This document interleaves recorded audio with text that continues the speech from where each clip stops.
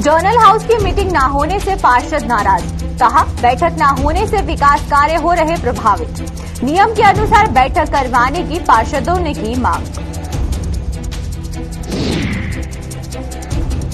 मनमाने दाम वसूल रहे हैं खनन कारोबारियों की मनमानी से लोग परेशान।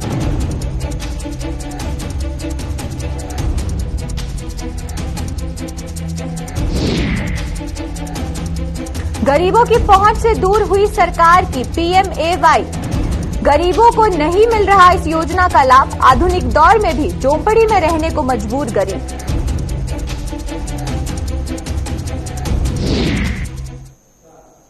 नमस्कार, जम्मू कश्मीर की खास खबरें देख रहे हैं आप सब और मैं हूं आपके साथ पल्लवी जम्वाल।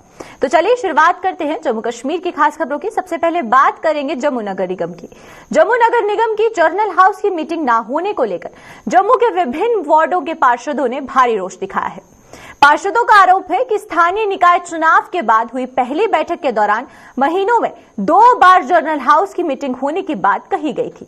इसके बाद ये कहा गया था कि नियम के मुताबिक महीने में 1 बार जर्नल हाउस की मीटिंग होना जरूरी है, लेकिन मौजूदा समय में 6-7 महीने के बाद जर्नल हाउस की बैठक हो रही है, जिससे शहर के विकास कार्य प्रभावित भी हो रहे हैं। इन पार्षदों का आरोप है कि जम्मू नगर निगम ने ना तो शहर के वार्ड में लेन ड्रेन का कार्य किया और ना ही अभी तक वार्ड में स्ट्रीट लाइट्स लगाने का कार्य किया है। इसके अलावा इन पार्षदों ने क्या कुछ कहा है, आइए आपको वो भी दिखाते हैं।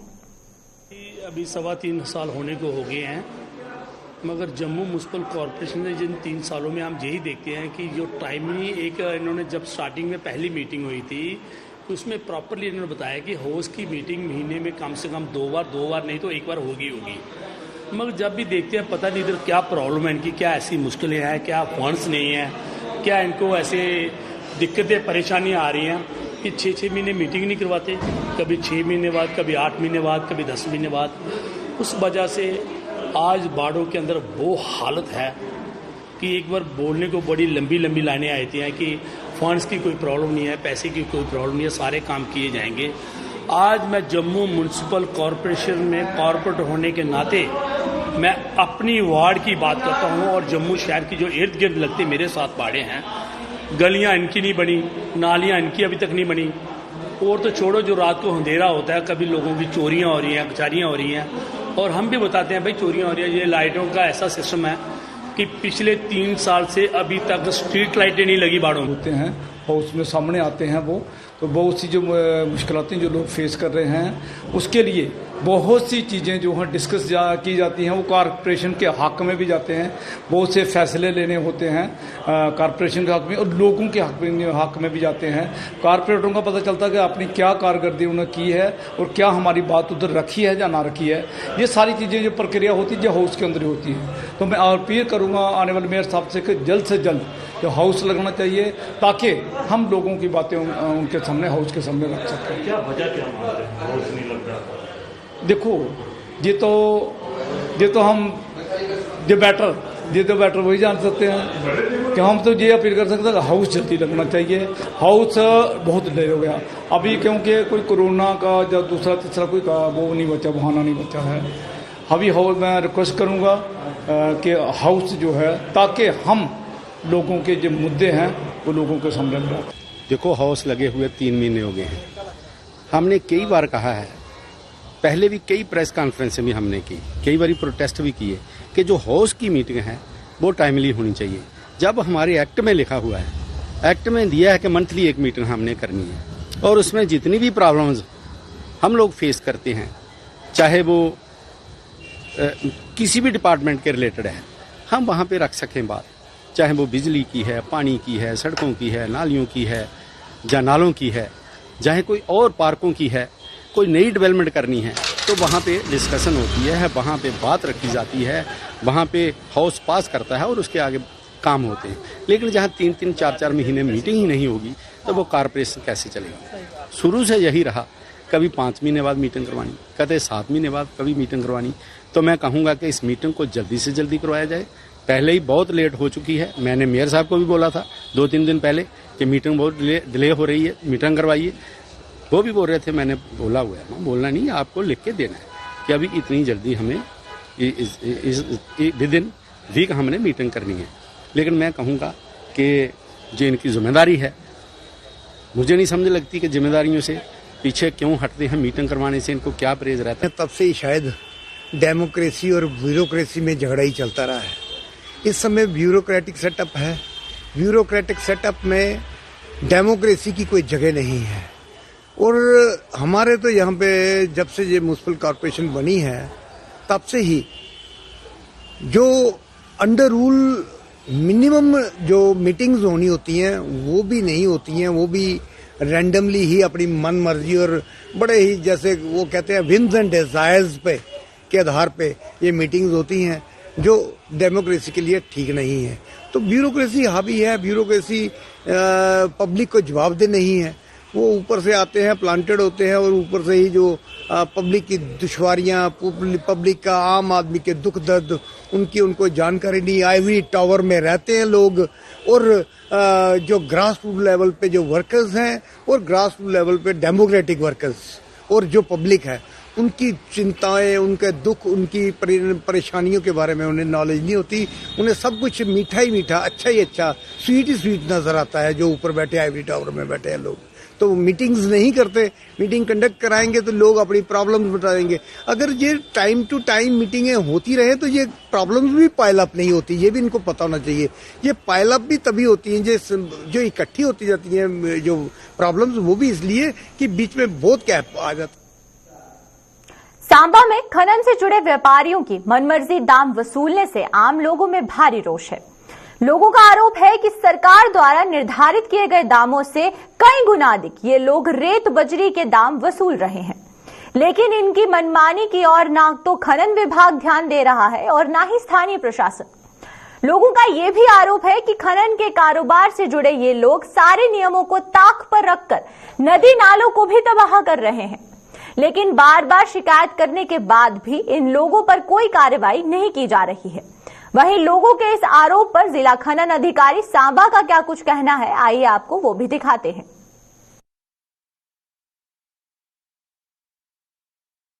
जैसे कि यार सुनने में आ रहा है कि जो अवैध खनन भी चल रहा है, अवैध तरीके से जो हमारी वाटर वाइडीज है, जो हमारे बसंतर का जो लेवल है, जहां तक उन्होंने 2 मीटर तक या 3 मीटर तक 5 मीटर तक जो रिकमेंडेशन की थी, कहीं उससे नीचे वो जो अवैध खनन हो रहा है, सबसे बड़ा खतरा हमारी क्लाइमेट जो नेचर को हो रहा है और खासकर हमारी बसंतर नदी को और जो आसपास के एरिया हैं, जो जीव जंतु हैं, प्राणी, उस पानी का जो स्तर है वो दिन प्रतिदिन कम होता है। और उसके साथ ही जो लोगों को मनमाने दाम वसूले जा रहे हैं, जिसमें एडमिनिस्ट्रेशन के जो एडमिनिस्ट्रेशन ने ऑर्डर्स निकाले हुए हैं, जो रेट तय किए हुए हैं, उनको भी कहीं ना कहीं ये माफिया नहीं मान रहा है।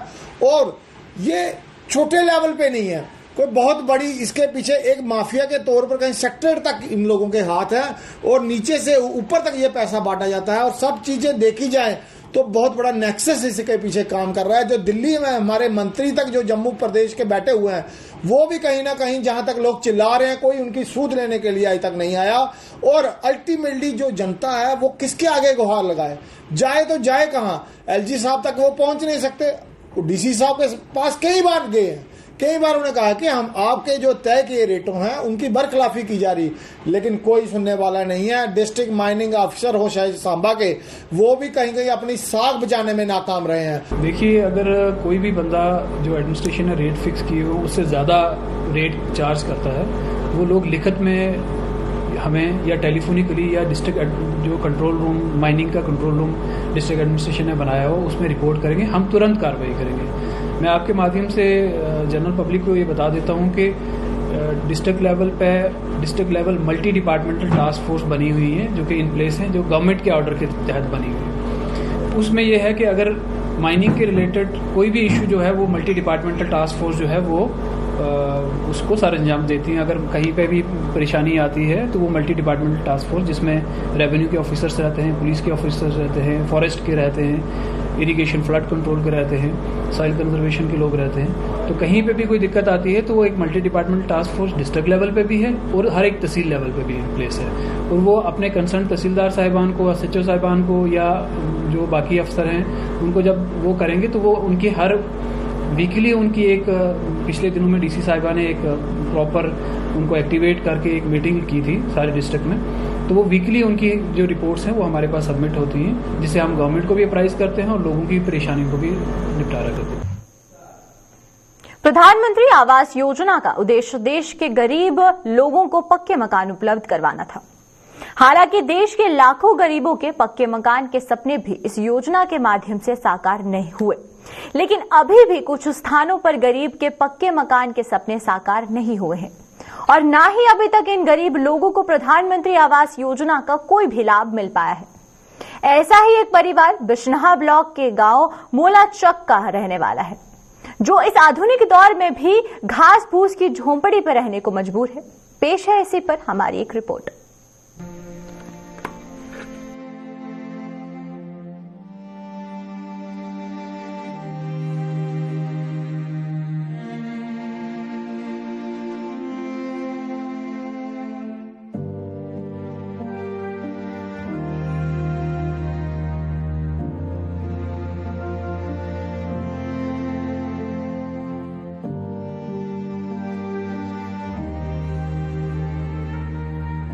चेहरे पर मायूसी और आंखों में आंसू लिए यह महिला है ब्लॉक बिशना के गांव मोलाचक की। आर्थिक रूप से कमजोर इस महिला का परिवार आज के इस आधुनिक युग में भी घास फूस से बनी इस झोंपड़ी में रहने को मजबूर है। जब भी मौसम खराब होता है तो इस परिवार के सदस्यों की सांसें थम जाती हैं। बारिश का पानी इनकी घास फूस की छत रोक नहीं पाती और इन गरीबों का सारा सामान खराब हो जाता है। वहीं जब भीषण गर्मी का मौसम आता है तो इस परिवार को झोंपड़ी में आग लगने का डर सताता रहता है। 6 महीने पैंदे नहीं ते चौन टप टप लगदा, जान पहले मुठ च आ जांदी है, कोई नहीं दिखदा साडा। काने पाए दा पर अग लगने डर है, बरखा बुरखा मौसम होता कि बरसात है महाराज, अं कुत्थे जाना जी। साढ़े भी दिखो महाराज, छोटे छोटे बच्चे भी आना। पक्के मकान के लिए इस महिला और इसका पति स्थानीय पंच और सरपंच से भी कई बार गुहार लगा चुका है, लेकिन अभी तक कोई भी इस परिवार की मदद के लिए आगे नहीं आया। ना तो इस परिवार को प्रधानमंत्री आवास योजना का लाभ मिला और ना ही कोई गैर सरकारी संस्था इस परिवार की मदद के लिए आगे आई। यही नहीं, सरकार ने पिछले कुछ वर्षों में शहरी और ग्रामीण हलकों में मुफ्त शौचालयों का भी निर्माण किया, लेकिन इस परिवार को शौचालय भी नसीब नहीं हुआ।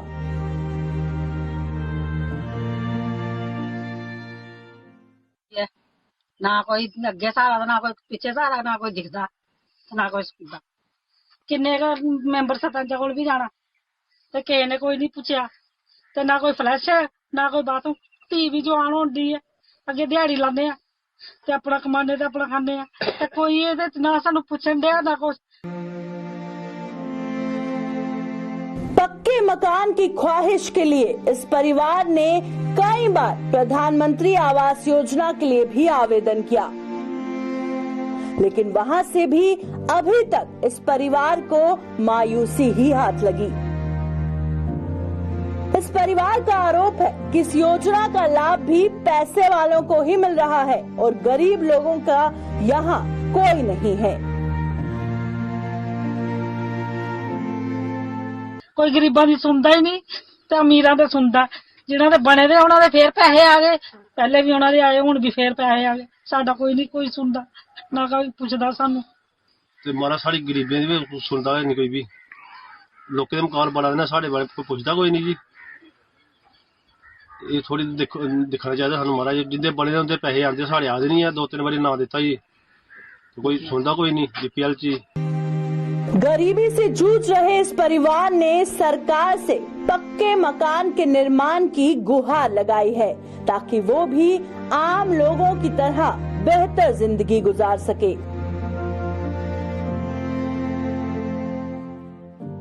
मारा साडी भी सुनाई होनी चाहिए, साडा भी कुछ होना चाहिए। दिखो हाँ साडे हाल दिखो, देखो किधरों सप बड़ी आ, किधरों कोई कीड़ा बड़ी आ, कोई थे लड़ी आ, कोई पता कोई कौन जिम्मेवार बने, कोई नहीं बनेगा। मजदूरी कर 2 वक्त की रोटी पूरी करने वाले इस व्यक्ति के लिए पक्का मकान बनाना आसमान से तारे तोड़ने जैसा है। इस परिवार को पक्का मकान प्रधानमंत्री आवास योजना ही दे सकती है, लेकिन उसका लाभ हासिल करना भी इस परिवार को आसमान से तारे तोड़ने जैसा ही लग रहा है। कैमरामैन राकेश शर्मा के साथ अश्विनी चंदेल की रिपोर्ट।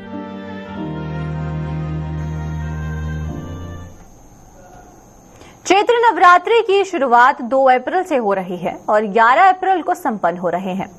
नवरात्रि के पहले दिन मां दुर्गा की पूजा की जाती है। वहीं नवरात्रि की तैयारियों को लेकर जम्मू शहर में पूजा की सामग्री से दुकानें सज गई हैं।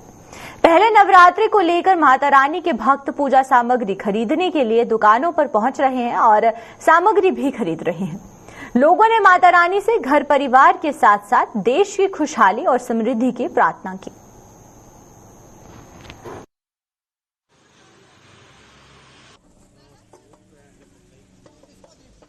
सर, जैसा कि जनाब जानते हैं कि हमारे जम्मू को मंदिरों का शहर कहा जाता है, जिसमें हमारे मंदिरों का, जिसमें हमारी बाबे वाली माता हो गई, वैष्णो माता हो गई, चंडी माता। तो इस बार जो नवरात्रे आ रहे हैं, क्योंकि पहले तो सभी जानते हैं कि 2 साल पहले कोविड रहा, जिसमें लोग अपने घरों में बंद रहे, जिसके कारण वो नवरात्रों का सही तरीके से उसका इस्तेमाल नहीं कर पाए। लेकिन इस बार चलो माता रानी की दया से इस बार कोविड थोड़ा पीक पे नहीं है, बिल्कुल साइलेंट हो गया है। तो लोग अपने घरों से बाहर निकल के खरीदारी कर रहे हैं, माता रानी के वस्त्र ले रहे हैं, जो फूल हार जो वगैरह जो भी होते हैं, जो माता रानी की साथ हम जो घर में लगाते हैं। फर्स्ट नवरात्रा जो 2 अप्रैल को शुरू हो रही है, आपको पता कि 2 अप्रैल से जो नवरात्रे शुरू हो रहे हैं। और हमारी माता रानी से यही प्रार्थना है कि हर साल की माता रानी की यही हमारी प्रार्थना है कि हमारी जो जम्मू वासियों के ऊपर, पूरे हमारे देशवासियों के ऊपर माता रानी की कृपा बनी रहे और उसका आशीर्वाद हम सबके ऊपर रहे। इस बार नवरात्रे सबके लिए बड़े शुभ माने जाए, उनके घरों के लिए अच्छे आए। सब कुछ लिया है, माता लगानी है तो नारियल लिया है, प्याला लिया है मिट्टी का, कटोरी जिसमें सांख लगानी है, सुपारी, केसर, खमनी और जौ वगैरह, नारियल सब कुछ लिया है। तो ये नवरात्रे कौन से नवरात्र आ रहे हैं? ये विसाख के ही हैं, थोड़े जल्दी आ गए हैं इस बार। हाँ जी, तो 2 तारीख से 9 तारीख तक चलेंगे जे, 9वीं तक। किस तरह की पूजा अर्चना? बहुत अच्छी तरह, सुबह भी शाम को भी बहुत अच्छी तरह की जाती है। दुर्गा स्तुति का पाठ किया जाता है, नवरात्रों में व्रत वगैरह रखे जाते हैं, कंजक पूजन किया जाता है। तो क्या देश के लिए मंगलमय हो, घर में, गांव में, सभी के लिए अच्छा हो, परिवार के लिए बहुत अच्छा है। हमारी तो बड़ी आस्था जी चंडी माता पे, मैंने व्रत भी रखती हूँ मैं, और साग भी लगाते हैं हम और कंजकें भी पूजते हैं बड़ी श्रद्धा के साथ। तो इसमें प्रसाद बनाते हैं, खुद ही घर में हलवा बनाते, पूड़ी बनाते हैं और कंजकों की पूजा करते हैं। और अपनी श्रद्धा से, जो इंसान के पास श्रद्धा होती है उसके हिसाब से चीज़ें हम आगे कंजकों को भी देते हैं। अभी भी माता का चोला ले रही हूँ मैं, साड़ी बनाई है माता की, वो लेनी है मैंने, और माता के नाम की चीज़ें लेनी है, चूड़ियाँ, श्रृंगार का सामान लेना है जो माता का हमने चढ़ाना है माता। ये है कि हमारा ये जो भारत देश है ये संकट से दूर हो, जो संकट हमारे यहाँ आए हैं वो अब खत्म हो। बहुत लंबा चला है ये 2 साल कोरोना का, बड़ा नुकसान हुआ है। सभी परिवार सब हाथ जोड़ के माता को यही श्रद्धा से कहते हैं कि जो हमारी भूल चूक हुई है, माता रानी हमारी भूल। सुचेतगढ़ के गांव चंदूचक में नवरात्रों के उपलक्ष्य में माता दुर्गा की विशाल शोभा यात्रा का आयोजन किया गया, जिसका शुभारंभ भाजपा के प्रदेश उपाध्यक्ष व पूर्व मंत्री श्यामलाल चौधरी ने किया। इस अवसर पर आरएसपुरा नगर पालिका चेयरमैन सतपाल पप्पी और मंडल प्रधान कृष्ण चौधरी भी मुख्य रूप से उपस्थित थे।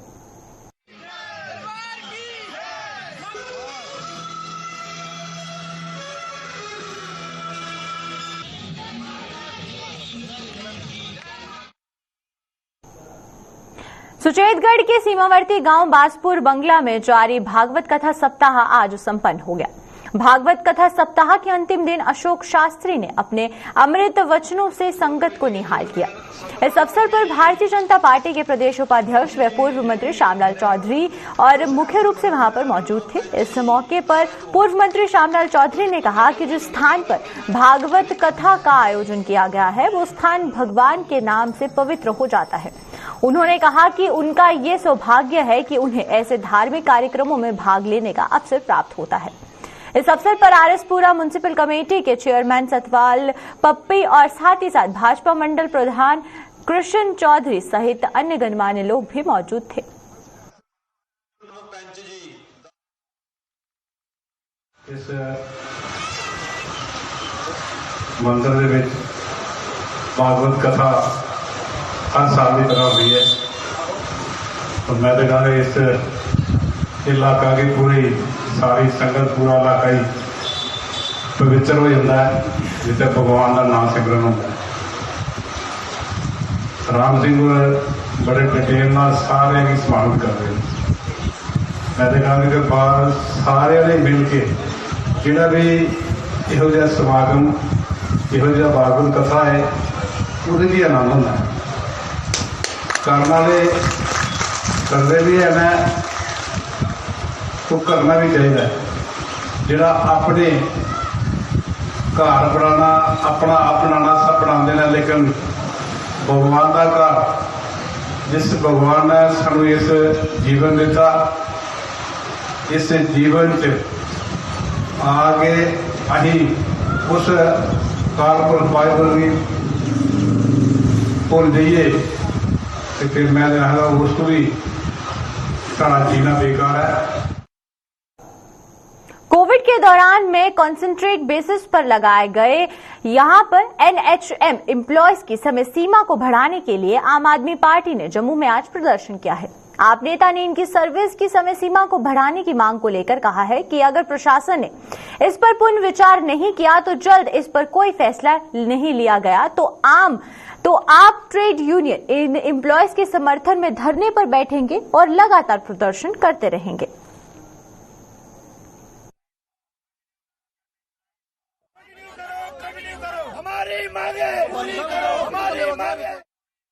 जिस तरीके से आप सभी जानते हैं कि हमारे एनएचएम एम्प्लॉयज जो जम्मू कश्मीर के अंदर कोविड के दौर में अपनी जान को जोखिम में डालकर अपने परिवार को जोखिम में डालकर ड्यूटियां सरअंजाम दी, उनको जम्मू कश्मीर गवर्नमेंट की तरफ से बार बार 3-3 महीने का जो एक्सटेंशन दी जा रही है।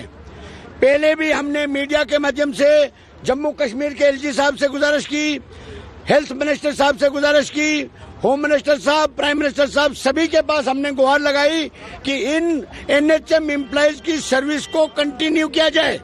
उसके बावजूद सिर्फ 3-3 महीने की एक्सटेंशन जो है उसकी हम कड़े अल्फाजों में मजम्मत करते हैं। एनएचएम तो चलिए अब तक के जम्मू कश्मीर की खास खबरों में फिलहाल इतना ही। मुझे दीजिए इजाजत। नमस्कार।